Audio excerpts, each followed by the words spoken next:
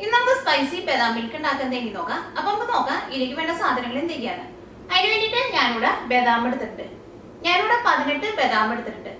ഈ ബദാം വെള്ളത്തിലിട്ടിട്ട് കുതിർത്തിയിട്ട് ഇതിന്റെ തൊണ്ട് കളഞ്ഞെടുക്കണം. പിന്നെ വേണ്ടത് പാലാണ്. പാലെടുക്കുമ്പോൾ പാല് നന്നായിട്ട് തണുപ്പിച്ചിട്ട് എടുക്കണം. ഞാനിവിടെ 1 കപ്പ് പാലെടുത്തിട്ടുണ്ട്. പിന്നെ പഞ്ചസാര വേണം. പഞ്ചസാര നിങ്ങളുടെ മധുരത്തിനനുസരിച്ചിട്ട് ചേർക്കാം. പിന്നെ വേണ്ടത് ഏലക്കായാണ്. ഞാനിവിടെ 1 ഏലക്കായ എടുത്തിട്ടുണ്ട്.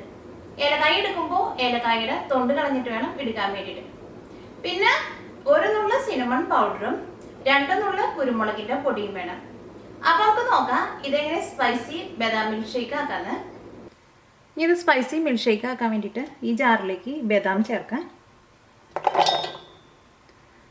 ബദാം വെള്ളത്തിലിട്ട് കുതിർത്തിയിട്ട് തൊണ്ട് കളഞ്ഞെടുക്കണം. ബദാമിൻ്റെ തൊണ്ട് പെട്ടെന്ന് പോകാൻ വേണ്ടിയിട്ട് വേണമെന്നുണ്ടെങ്കിൽ നല്ല തിളച്ച വെള്ളത്തിലിട്ടിട്ട് ഒരു 5 മിനിറ്റ് ബദാം തിളപ്പിച്ചെടുത്താൽ മതി. അപ്പോൾ അതിൻ്റെ തൊണ്ട് നമുക്ക് പെട്ടെന്ന് മാറ്റിയെടുക്കാൻ വേണ്ടി പറ്റും. അല്ലെങ്കിൽ നേരത്തെ തന്നെ വെള്ളത്തിലിട്ടിട്ട് കുതിർത്തിയെടുക്കുക. ഇതിലേക്ക് പഞ്ചസാര ചേർക്കുക. പഞ്ചസാര നിങ്ങളുടെ മധുരത്തിനനുസരിച്ചിട്ട് ചേർക്കുക.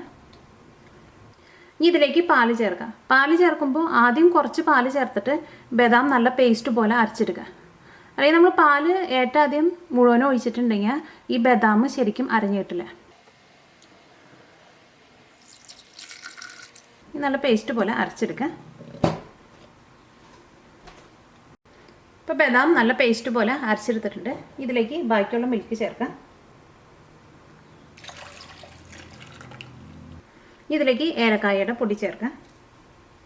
ഏലക്കായും കുരുമുളകും സിനമണും ചേർക്കുമ്പോൾ നന്നായിട്ട് പൊടിച്ചിട്ട് പൊടിയാക്കിയിട്ട് ചേർക്കാം.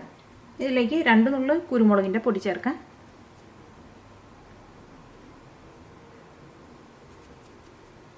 ഒരു നുള്ള് സിനമൺ പൗഡർ ചേർക്കാം.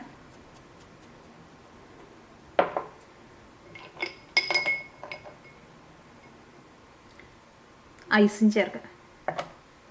ഇതൊന്നും കൂടി നന്നായിട്ടൊന്ന് അടിച്ചെടുക്കുക.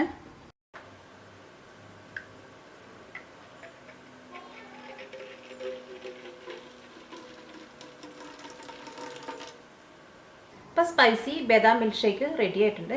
ഇതിൻ്റെ മുകളിൽ കുറച്ച് സിനമൺ പൗഡർ ഇട്ടിട്ട് ഇതൊന്ന് ഗാർണിഷ് ചെയ്യാം.